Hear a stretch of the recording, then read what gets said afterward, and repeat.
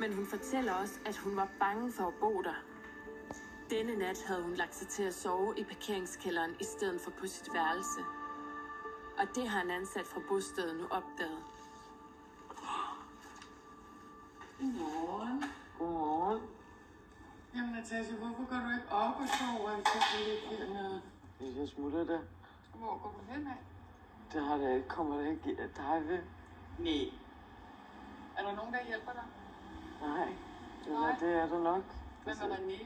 Gør han heller ikke? Jo, selvfølgelig gør han det. Nå, det er godt. Han kører på. Hvad siger du? Regner ikke med det sidste gang, jeg har hørt fra ham. Enten så går du op og bruger din bolig. Du skal ikke ligge hernede og sove. Det er jo fuldstændig absurd. Jeg har slet ikke sovet. Altså, du skal slet ikke stå her og lege politimand. Så må du ringe efter politiet. Jeg siger bare, det er absurd. Hallo? Du ligger hernede. Hallo, Natasha. Du skal ikke stå og lege politimand, kammerat. Jo, du gør. Har du svært ved autoriteter? Meget. Jeg ved bare, at jeg jo gang på gang ryger i kampolage med det.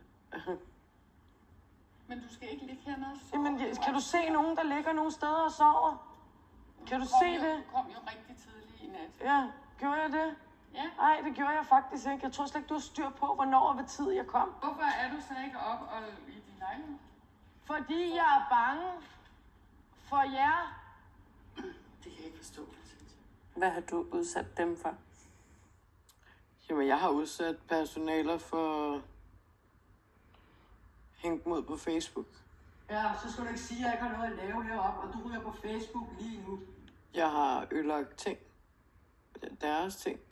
Fint, så må jeg jo smadre døren. Jeg har kaldt dem grimme ting. Han er eddermame bare et usselt taber, mand. Spyttet efter dem. Men jeg har også betalt prisen. Jeg har været i fængsel. Kan du ikke lade være med at røre min cykel? Er du på vej? Kan du ikke bare lade være med at røre min cykel? Bevar mig vel. Er du på vej? Har jeg ikke svaret dig på det Nej, hele? det har du sådan set. Jo, det har jeg. Fortryder du nogle af de ting, du har gjort? Ja, i den grad.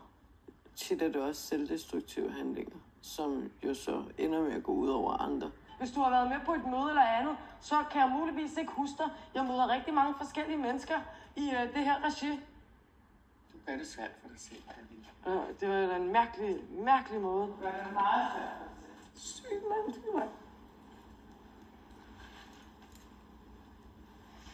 Gør det svært for mig selv, mand. Kender ikke damen. Jeg har aldrig set det før. Som jeg har sagt også til hende.